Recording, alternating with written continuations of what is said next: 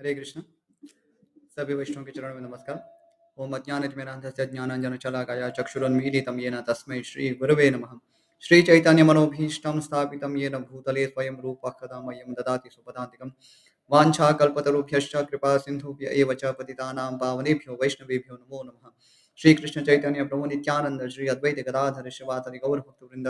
हरे कृष्ण कृष्ण कृष्ण हरे हरे, हरे राम राम राम हरे हरे। हरे कृष्ण। सभी का स्वागत है आज के महाभारत कथा में।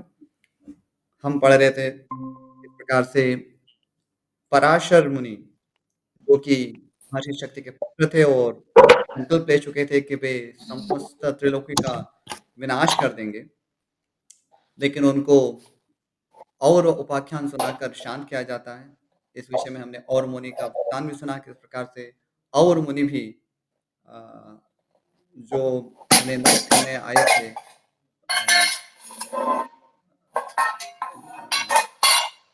हरे कृष्ण। बीच में डिस्टर्बेंस हो रहा है। अ, अपने आप को कृपा करके आप म्यूट कर दीजिए। सो महाराज कृतवीर्य के वंश के जो राजकुमार थे, वे और मुनि जब बाल्यावस्था में होते तब उनका वध करने आते और इस पर वे कुपित हो जाते और आगे की घटनाओं में देखते किस प्रकार से और मुनि उन्हें क्षमा तो कर देते, लेकिन अपने उस क्रोध को वे कहाँ प्रयुक्त करें, इसलिए वे बहुत ही व्यथित होते। वे समस्त ब्रह्मांड का ही विनाश करने का सोचते हैं, लेकिन इस पर पितर उनके आते हैं और उनको सलाह देते हैं कि आप अपने इस क्रोध को समुद्र में डाल दीजिए, क्योंकि जल है वही सभी, उसी में सभी लोगों की स्थिति है और इसके कारण आपकी प्रतिज्ञा भी पूरी हो जाएगी और समस्त प्रजा का नाश नहीं होगा। तो इसी में अभी हम आगे बढ़ते हैं कि फिर महाराज कल्माशपाद की जो कथा थी, आगे क्या होता है।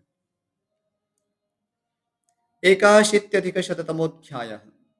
तो 181वां अध्याय में पढ़ रहे हैं। राजा कल्माशपाद को ब्राह्मणी अंगिरसी का शाप। पहले तो शाप मिला था, 2 बार मिला था, अब ये तीसरी बार शाप प्राप्त हो रहा है। ये क्या हो रहा है? एक रहस्य है। अर्जुन ने पूछा, गंधर्वराज, किस कारण को सामने रखकर राजा कल्माशपाद ने ब्रह्मवेत्ताओं में श्रेष्ठ गुरु वशिष्ठ जी के साथ अपनी पत्नी का नियोग कराया था? तो हमने सुना कि महाराज कल्माशपाद अ, महर्षि वशिष्ठ से याचना करते कि आप कृपा करके मेरी पत्नी जो मदयंती है, उनसे आप एक मुझे उत्तम पुत्र प्रदान करें। तो अर्जुन का एक स्वाभाविक प्रश्न है कि ऐसा क्यों किया? क्या उनमें कोई अक्षमता थी? अक्षमता होने पर भी ऐसा किया जाता है और अक्षमता न होने पर भी उत्तम पुत्र की प्राप्ति के लिए नियोग विधि का सेवन कोई भी कर सकते थे पहले के युगों में, कलयुग में वर्जित है। लेकिन फिर भी एक जिज्ञासा थी अर्जुन की कि उनके विषय में क्या कारण था? आगे, तथा उत्तम धर्म के ज्ञाता महात्मा महर्षि वशिष्ठ ने यह परस्त्री गमन का पाप कैसे किया? तो परस्त्री गमन करना तो उचित नहीं है।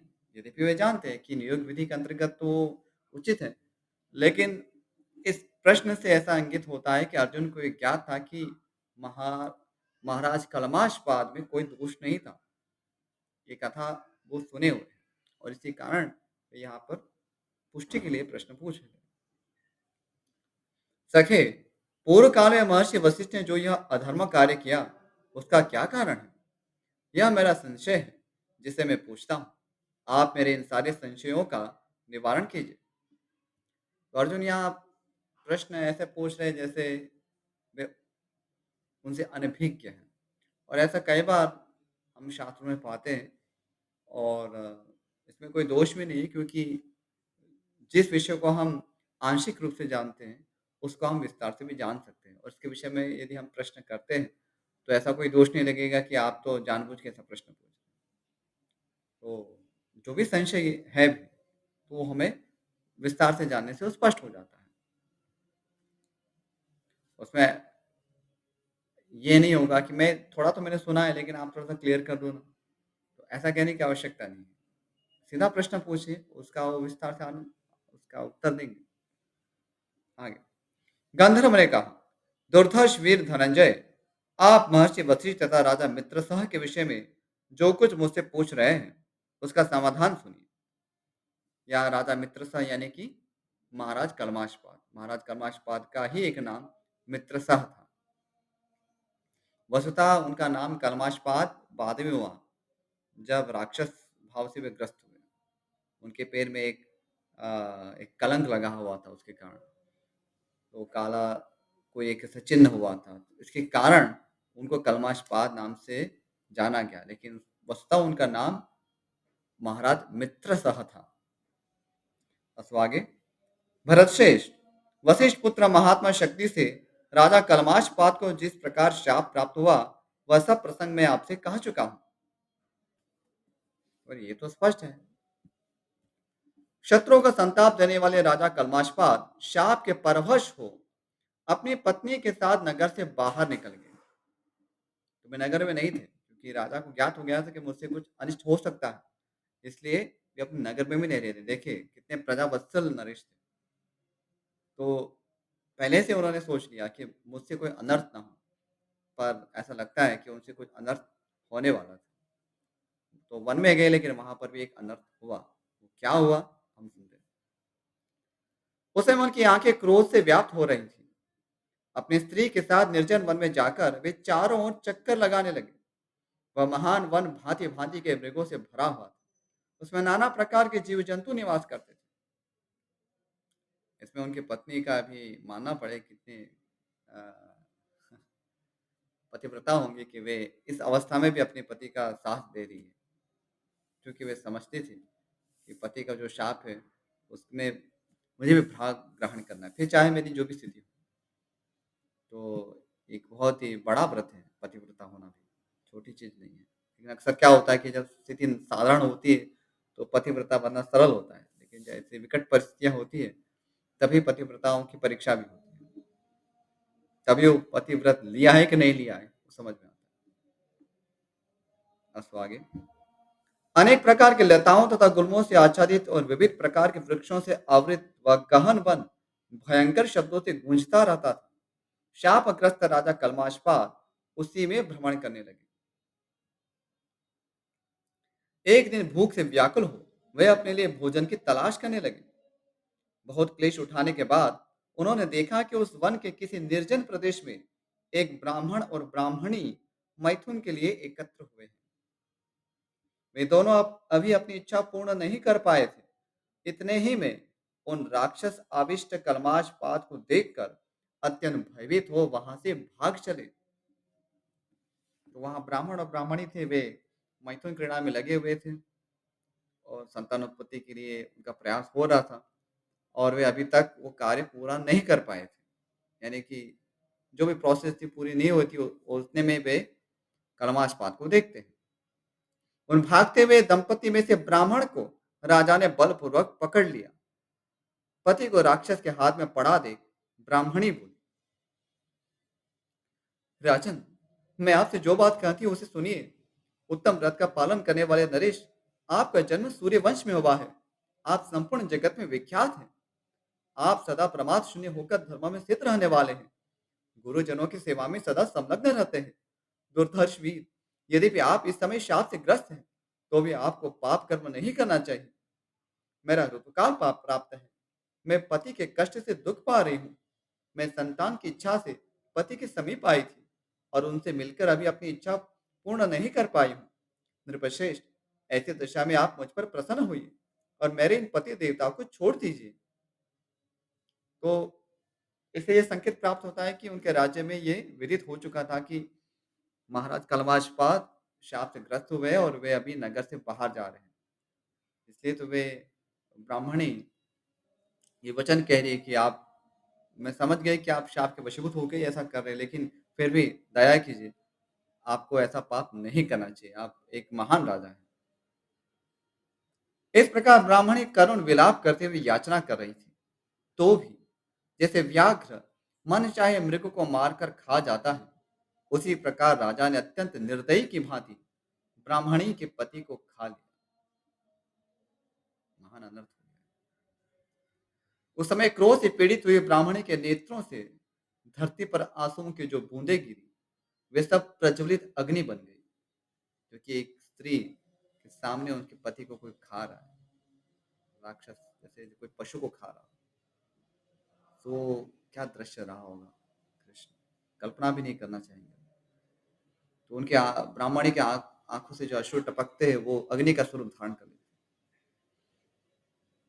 उस अग्नि ने उस स्थान को जलाकर भस्म कर दिया। ये ब्राह्मणी की तपस्या का फल था कि उस आंसुओं के कारण भी वहां सब जलने लग गया। तदनंतर पति के वियोग से व्यथित एवं शोक संतप्त ब्राह्मणी ने रोष में भरकर राजर्षि कलमाशपाद को शाप दिया।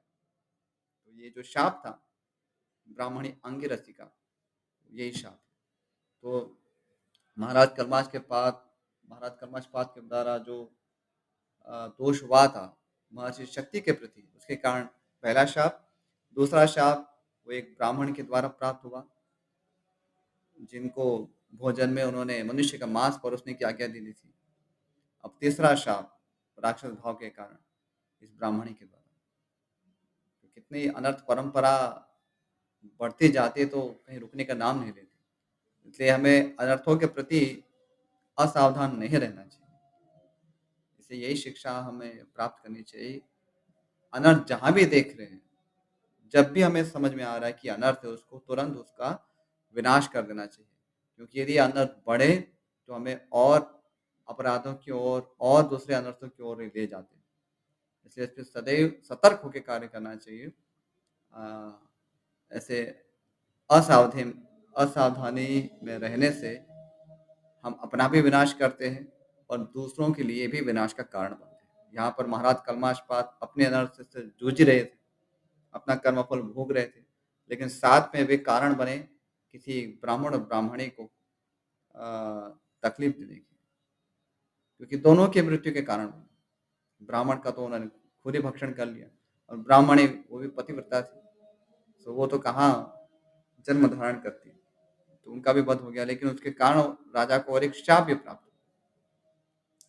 तो ब्राह्मणी ने कहा, ओ नीच, मेरी पति विषय कामना अभी पूर्ण नहीं हो पाई थी, तभी तूने अत्यंत क्रूर के भांति मेरे देखते देखते आज मेरे महायशस्वी प्रियतम पति को अपना ग्रास बना लिया है। अतः दुर्बुद्धे, तू भी मेरे शाप से पीड़ित हुआ ऋतु काल में पत्नी के साथ समागम करते ही तत्काल प्राण त्याग देगा। जिन महर्षि वशिष्ठ के पुत्रों का तुमने संहार किया है, उन्हीं से समागम करके तेरी पत्नी पुत्र पैदा करेगी। नृपाधम, वही पुत्र तेरा वंश चलाने वाला होगा। तो बहुत ही दारुण शाप था कि तेरी मृत्यु इसी प्रकार से होगी, कि तू भी ऋतुकाल में अपनी पत्नी के साथ समागम करने जाएगा तो तू भी मरेगा। अब इसके कारण महाराज कलमाशपाद ये जब जान चुके थे कि मैं तो अपनी पत्नी से कोई संतान उत्पन्न नहीं कर सकते, इसलिए उन्होंने फिर महर्षि वशिष्ठ को याचना की। और महर्षि वशिष्ठ को भी क्यों याचना की? क्योंकि ये भी अभिशाप था कि जिन वशिष्ठ के पुत्रों का संहार किया था महाराज कलमाशपाद ने, उन्हीं वशिष्ठ के द्वारा ही उन्हें पुत्र प्राप्त होगा, यानी उसको झुकना होगा महाराज कलमाशपाद को। इस प्रकार की यहाँ व्यवस्था हुई। तो यहाँ देखिए ब्राह्मणी इतनी क्रोध अवस्था में भी कितनी अ, उदारशिला थी। उन्होंने महाराज के वंश के विषय में भी व्यवस्था करके दी। तो समझती थी कि महाराज इस समय राक्षस के भाव से आविष्ट हुए हैं, इसमें राक्षसी वृत्ति आ गई है, लेकिन उनका वंश तो चलना चलना चाहिए, तो उसकी भी व्यवस्था की। तो ये एक ब्राह्मण स्वभाव है, उदार स्वभाव है। आगे इस प्रकार राजा को शाप देकर वह सती साध्वी अंगिरसी, अंग्रेज इसलिए कहा जा रहा है क्योंकि अंगिरा के कुल में उनका जन्म हुआ था, इसलिए जन्म कहे या तो पति अंगिरा कुल से थे, इसी प्रकार से उनका संबंध वहां से जुड़ा, इसलिए अंगिरसी उनका नाम है। इस प्रकार राजा को शाप देकर वह सती साध्वी अंगिरसी राजा कर्माशपाद के समीप ही प्रज्वलित अग्नि में प्रवेश कर गई, क्योंकि पहले ही उनके अश्रु बिंदुओं से वहां अग्नि उत्पन्न हो गई थी और उसी अग्नि में वे अपने शरीर को वे भस्म कर देती। शत्रुसूदन अर्जुन, महाभाग वशिष्ठ जी अपनी बड़ी भारी तपस्या तथा ज्ञान योग के प्रभाव से ये सब बातें जानते थे। दीर्घ काल के पश्चात वे राजा से जब शाप से मुक्त हुए, तब ऋतुकाल में अपनी पत्नी के पास गए, परंतु उनकी रानी मदयंती ने उन्हें उक्त शाप की याद दिलाकर रोक दिया। महाराज कलमाशपाद गए तो थे, लगता है थोड़ा सा विस्मरण हो गया था, लेकिन महारानी मदयंती ने उनको इससे निवारित किया कि ऐसा मत कीजिए, आपकी मृत्यु हो जाएगी। राजा कलमाशपाद काम से मोहित हो रहे थे, इसलिए उन्हें शाप का स्मरण नहीं रहा। तो ये भी कारण है, काम के कारण ही उनको शाप का स्मरण नहीं हो रहा। तो काम से पीड़ित व्यक्ति है, उसका विवेक नष्ट हो जाता है। इसलिए काम एष क्रोध एष रजोगुण समुद्भव, रजोगुण का संग करने से जब काम क्रोध सब उत्पन्न होते हैं, इससे हमें बहुत सावधान रहना चाहिए। विशेष रूप से जो काम है, तो जो विषयों को भोगने की इच्छा है, हम ऐसा अज्ञान के कारण सोच लेते हैं कि हम काम में लिप्त होंगे तो हम तृप्त होंगे, लेकिन परिणाम तो विपरीत है। काम में लिप्त होंगे तो और अधिक अतृप्त होंगे। हाँ, क्षणिक थोड़ा-सा उसमें एक ऐसा होता है कि कुछ हम विषय भोग करते हैं, तो हमें क्षणिक थोड़ी-सी संतुष्टि प्राप्त होती है। लेकिन वो ऐसा ही जैसे प्यासे को कोई व्यक्ति थोड़ा-सा 1-2 बूंद जल दे दे। 1-2 बूंद जल देने से उसकी प्यास और बढ़ती है। इसलिए जो बुद्धिमान व्यक्ति है, वो ऐसे विषयों के सेवन से अपने आप को अलग रखता है। तो संसार में बहुत सारे पदार्थ हैं, विषय हैं, लेकिन इसका अर्थ ये नहीं कि उसके माध्यम से हमें सुख की प्राप्ति हो। सुख कहाँ है, ये तो महान दर्शन का विषय रहा है ऋषि मुनियों के लिए। इसलिए हम अज्ञानियों के भांति या पशु-पक्षियों के भांति यदि हम सोचेंगे कि जहाँ विषय है, वहीं तो सुख है, तो फिर हम पशु-पक्षियों की तरह ही कष्ट भोगते रहेंगे। तो ये हमारी बद्ध अवस्था का ही लक्षण है कि हम समझ नहीं पाते या जानते भी हैं, लेकिन फिर भी मान नहीं पाते, उस पे कार्य नहीं कर पाते और जहाँ-तहाँ विषयों में ही हमें मन लगता है, उसी की ओर आकर्षित होता है और हम उसी को पाना चाहते हैं। तो महाराज कलमाशपाद भी इसी प्रकार से अपनी निज पत्नी के साथ समागम करने की इच्छा कर रहे थे, लेकिन महारानी मदयंती क्योंकि वे जानती थी इस रहस्य को, क्योंकि महाराज कलमाशपाद ने कभी तो कहा होगा उनको, तो वे उनको निवारित करती है। अब तो आगे महारानी मदयंती की बात सुनकर वे नृपशेष बड़े संभ्रम यानी घबराहट में पड़ गए। उस शाप को बार-बार याद करके उन्हें बड़ा संताप हुआ। नृपश्रेष्ठ, इसी कारण शाप दोष से युक्त राजा कलमाशपाद ने महर्षि वशिष्ठ का अपनी पत्नी के साथ नियोग कराया। तो ये कारण था, जिसके कारण नियोग विधि के माध्यम से महर्षि वशिष्ठ के द्वारा महारानी मदयंती के गर्भ से उन्हें संतान प्राप्त हुआ। आगे का अध्याय, पांडवों का धौम्य को अपना पुरोहित बनाना। अर्जुन ने कहा, गंधर्वराज, हमारे अनुरूप जो कोई वेदवेत्ता पुरोहित हो, उनका नाम बताओ, क्योंकि तुम्हें सब कुछ ज्ञात है। गंधर्व बोले, कुंती नंदन, इसी वन के उत्कोचक तीर्थ में महर्षि देवल के छोटे भाई धौम्य मुनि तपस्या करते हैं। यदि आप लोग चाहें तो उन्हीं का पुरोहित के पद पर वरण करें। वैशंपायन जी कहते हैं, तब अर्जुन ने बहुत प्रसन्न होकर गंधर्वों को विधि पूर्वक आग्नेयास्त्र प्रदान किया और यह बात कही, गंधर्व प्रवर, तुमने जो घोड़े दिए हैं वे अभी तुम्हारे ही पास रहे, आवश्यकता के समय हम तुमसे ले लेंगे, तुम्हारा कल्याण हो। अर्जुन की यह बात पूरी होने पर गंधर्वराज और पांडवों ने एक दूसरे का बड़ा सत्कार किया। फिर पांडवगण गंगा के रमणीय तट से अपनी इच्छा के अनुसार चल दिए, क्योंकि अभी वनवास में चल रहे थे, तो उस समय घोड़े लेके क्या करते हैं। इसलिए अर्जुन बहुत ही व्यावहारिक थे, तो उन्होंने उस समय उन घोड़ों को लेना उचित नहीं समझा। आगे, जन्मेजय तदनंतर उत्कोचक तीर्थ में धौम्य के आश्रम पर जाकर पांडवों ने धौम्य का पौरोहित्य कर्म के लिए वर्णन किया। संपूर्ण वेदों के विद्वानों में श्रेष्ठ धौम्य ने जंगली फल मूल अर्पण करके तथा पुरोहिती के लिए स्वीकृति देकर उन सबका सत्कार किया। तो उन्होंने यह पद स्वीकार किया कि मैं आपका पुरोहित बन सकता हूँ। पांडवों ने उन ब्राह्मण देवता को पुरोहित बनाकर यह भली भांति विश्वास कर लिया कि हमें अपना राज्य और धन अब मिले हुए के ही समान है। साथ ही उन्हें यह भी भरोसा हो गया कि स्वयंवर में द्रौपदी हमें मिल जाएगी। उन गुरु एवं पुरोहित के साथ हो जाने से उस समय भरत वंशियों में श्रेष्ठ पांडवों ने अपने आप को सनाथ सा समझा। तो ये हमेशा वांछनीय है और वैदिक समाज में ऐसा होता था। जो द्विज होते अ, उनमें विशेष रूप से जो क्षत्रिय है, वैश्य है, उन सबके ही अपने कुल पुरोहित हुआ करते थे। तो जो ब्राह्मण है वो अ, उनके पुरोहित के रूप में कार्य करते हैं और जो ब्राह्मण हुआ करते थे वो तो स्वयं तो पुरोहित कार्य करते हैं और कभी-कभार अन्य ब्राह्मणों की सहायता लेते हैं। लेकिन जो द्विज उनको विशेष रूप से उनका पुरोहित होना चाहिए। एक प्रकार से देखें तो उनको धर्म के मार्ग में मार्गदर्शन देने वाला कोई होना चाहिए। व्यावहारिक रूप से, अभी आपको क्या कुछ कर्म करना चाहिए, क्या नहीं करना चाहिए, इस प्रकार से मार्गदर्शन देने वाला कोई पुरोहित होना चाहिए। ये वैदिक व्यवस्था में द्विजों के पास ये होना था, ये व्यवस्था होती थी और इसके माध्यम से ही हम देखते हैं कि सारी जो कुल परंपरा है, वो सुरक्षित रहती थी। तो ब्राह्मण होते थे, वे मार्गदर्शन देते थे और क्षत्रिय और वैश्य वे इसके बदले में अ, उनके वृत्ति का ध्यान रखते थे, उनको दान देते थे। तो ये परस्पर सहयोग से इस प्रकार से सब शासन चलता था। उन गुरु एवं पुरोहित के साथ हो जाने से उस समय भरत वंश में श्रेष्ठ पांडवों ने अपने आप को सनाथ सा समझा। उदार बुद्धि धौम्य वेदार्थ के तत्वज्ञ थे, वे पांडवों के गुरु हुए। उन धर्मज्ञ मुनि ने धर्मज्ञ कुंती कुमारों को अपना यजमान बना लिया।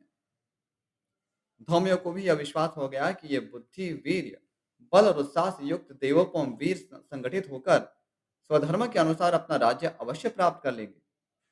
धौम्य ने पांडवों के लिए स्वस्ति वाचन किया।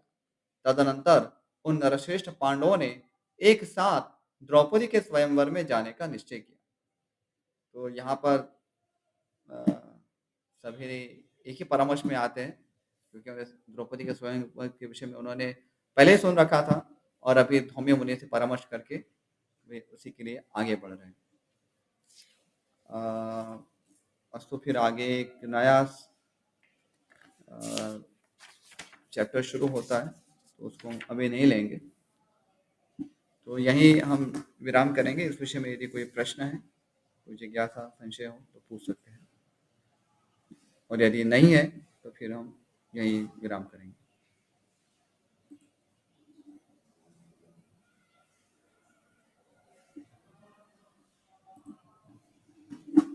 अस्तु, तो हम आज यहीं समापन करते हैं। वाञ्छाकल्पतरुभ्यश्च कृपा सिन्धुभ्य एव च पतितानां पावनेभ्यो वैष्णवेभ्यो नमो नमः।